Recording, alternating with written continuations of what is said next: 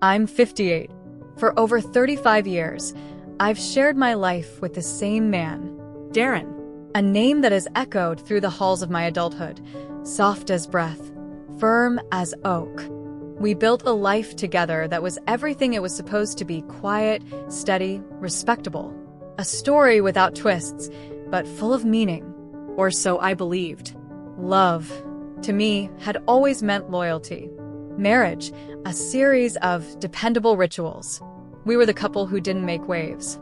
We were the couple who hosted dinner parties, paid bills on time, and remembered birthdays. My days were anchored by the comfort of routine coffee in the morning sun, crossword puzzles folded by noon, dinners at 7, silence where it was needed. I wasn't someone who sought chaos. I didn't need passion to boil. I believed fulfillment came in the form of peace, and I held on to that peace like a secret.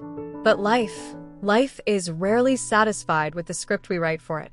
Sometimes, it arrives not as a storm, but as a whisper, a nudge, a gentle disruption. And when it does, it asks without fanfare, without force, "Are you awake?" It happened on a Wednesday, a breezy, unremarkable morning in early spring, the kind of day that smells like freshly opened windows and distant lawnmowers. I had agreed to help organize a farewell brunch at Darren's firm, a send-off for a colleague retiring after nearly 4 decades. Darren had asked me gently, almost as an afterthought, and I'd said yes without blinking. I liked being useful. I liked the sense of purpose that came from straightening napkins and arranging fruit platters. It was safe. It was ordinary. The room buzzed with the polite energy of corporate partings. Quiches sweating under warmers, banners stretched too tight, plastic champagne flutes trembling on silver trays. I moved through it all like a shadow, smiling at names I didn't know, pouring cider into glasses I would never drink from. Darren stood near the center, deep in conversation with the retiree, his face animated in that way it got when he talked about golf or mutual funds. I felt invisible, and not in a painful way, but in a familiar, practiced way. Like furniture in a well-loved room. My hands adjusted a tray of lemon scones, and then, almost on autopilot, I slipped away, heading toward the parking lot. That's when I heard it. A voice light, amused, unmistakably familiar. "Need a lift, Mrs. Hargrove?" I stopped. It wasn't Darren. It wasn't anyone I expected. And yet, something in me stirred, something that hadn't stirred in a long, long time. The rain had started to tease the edges of the sky, bruised clouds folding over themselves in silent warning as I stepped out, clutching my jacket tighter. The parking lot was already thinning out. My heels clicked faintly against the concrete, and the chill in the air carried that peculiar scent of wet pavement and impending downpour. That's when I heard his gentle, familiar, steady voice. "Elise." I turned. It was Evan. Even after all these years of sporadic meetings and incidental conversations, I recognized him instantly. The sharp cut of his jaw, his tousled auburn hair resisting gravity as always, and that air of effortless presence. Somewhere in his 30s, Evan had always stood out in a quiet way, like a jazz melody drifting through a party, subtle yet unforgettable.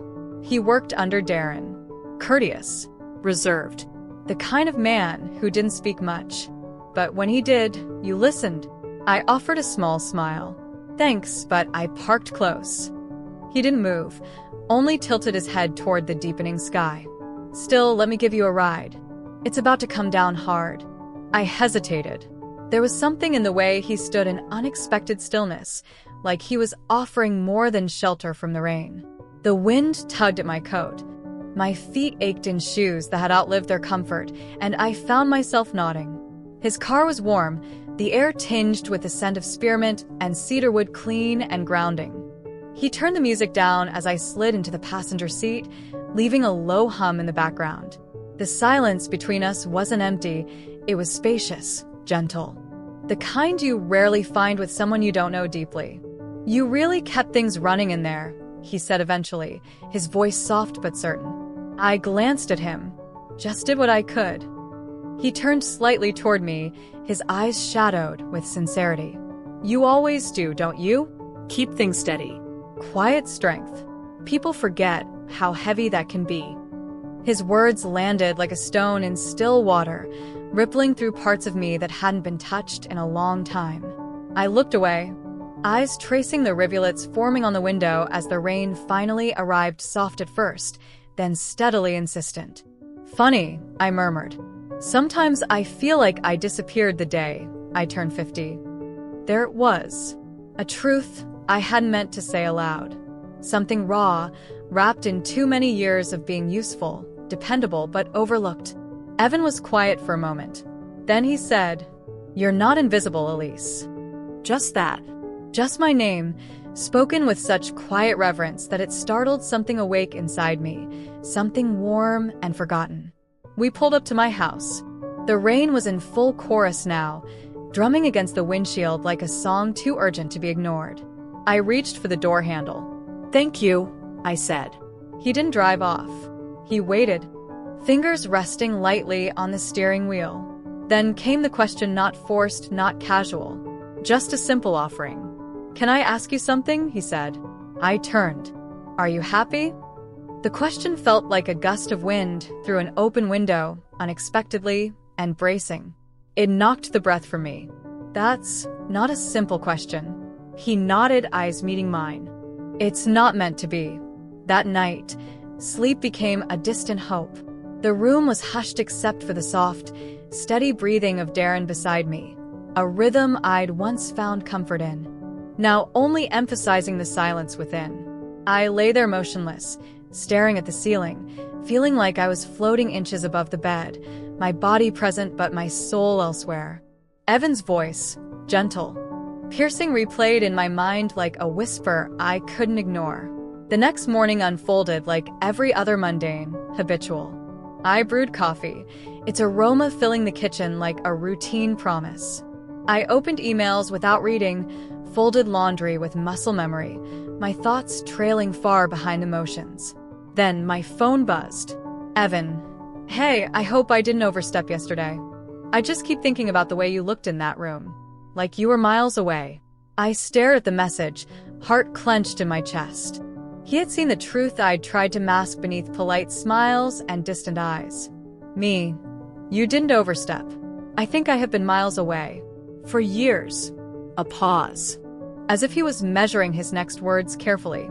"Evan, want to talk about it?" "Just talk." We met later that afternoon at a cafe hidden behind a sleepy little florist. It smelled of espresso and lavender, and soft piano notes played over the hum of conversation. He was already there, standing as I entered, eyes searching mine with cautious hope. "I wasn't sure you'd come," he said softly. "Neither was I replied, my voice barely more than breath. We sat at a small table near the window. Outside, petals fluttered from nearby trees like confetti, silent, beautiful, unnoticed by most. We talked for hours. The kind of talk that doesn't feel like talking, but rather like discovering pieces of yourself in someone else's story.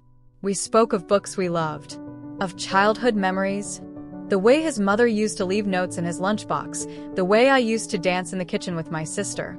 We spoke of loneliness, not the loud kind, but the kind that creeps in when everything seems fine on the surface. "I feel like I'm disappearing," I said, voice trembling. "Like every day I wear this version of myself that everyone expects, and I've forgotten who I used to be underneath." Evan didn't rush to answer. He didn't offer platitudes. He just listened, with his whole presence.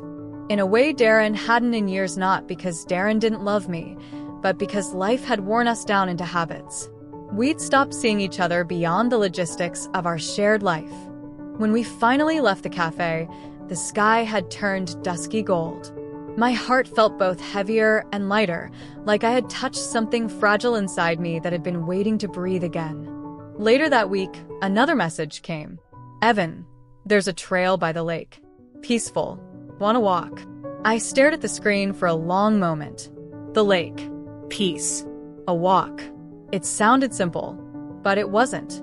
It was a whisper from the part of me that had nearly gone silent, now asking, could there be more? And maybe, just maybe, I was ready to listen. We walked in a hush that felt more comforting than words. The kind of silence that holds meaning without explanation. The wind played with the edges of my coat, and the gravel crunched softly beneath our shoes.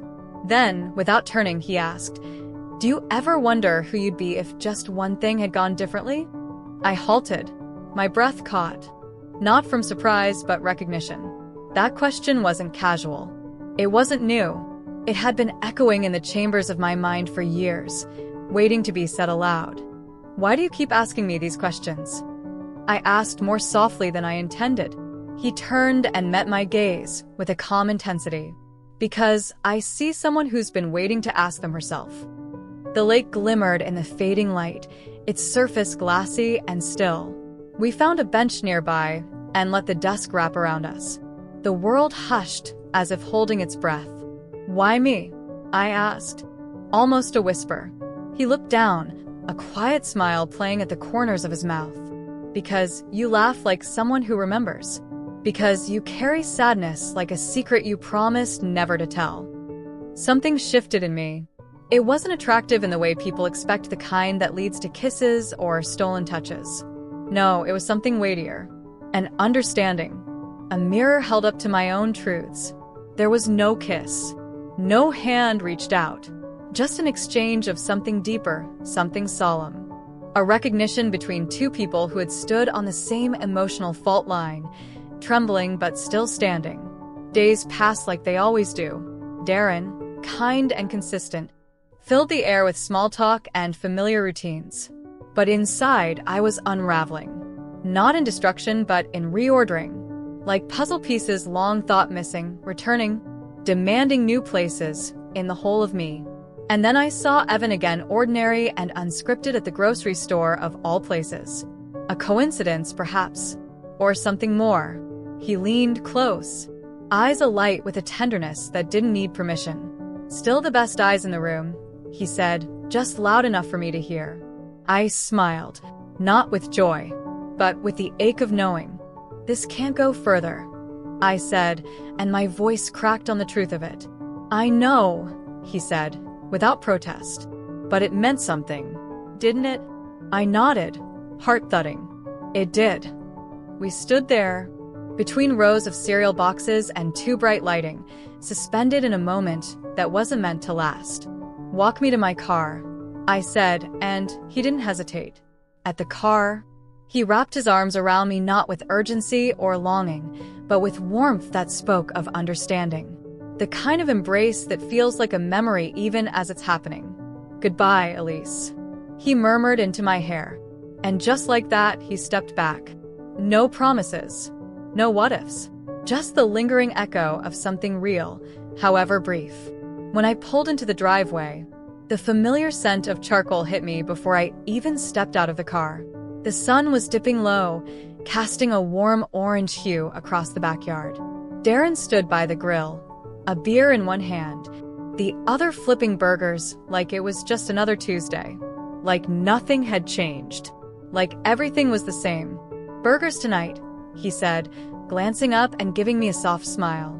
He wiped his hands on a faded towel tucked into his back pocket. "Like old times." I managed a small nod. "That sounds nice." My voice was quieter than I intended, almost fragile. He watched me for a second too long. Not just looking at me, seeing me. Sensing the cracks I'd tried to tape up before walking through the door. "You okay?" he asked, his tone careful, gentle. Not pushing, just offering space. I wanted to say yes, to reassure him, to reassure myself. But something inside me hesitated. I stood there, caught in that quiet moment where truth balances on the edge of fear. I finally exhaled. "I'm not sure," I said, the words barely more than a whisper. "But I want to be." Darren didn't rush to respond. He just gave a slow nod, eyes soft, and flipped a burger. The sizzle filled the silence between us. And there it was, simple, raw, and real. Wanting. I want to heal. I want to move forward. Wanting to rediscover what was good and whole. Sometimes, wanting is all you have left. But maybe, just maybe, it's enough to begin again. Because wanting isn't a weakness. It's the first flicker of hope after a long night. It's the hand reaching out, even when you're not sure someone will take it. It's the beginning not of a fairy tale, but of something even more powerful, a second chance. And as I stood there, in the fading light, the air thick with memories and the smell of dinner on the grill, I realized that what remained wasn't just pain or regret. It was this quiet yearning. And sometimes that wanting is the beginning of everything.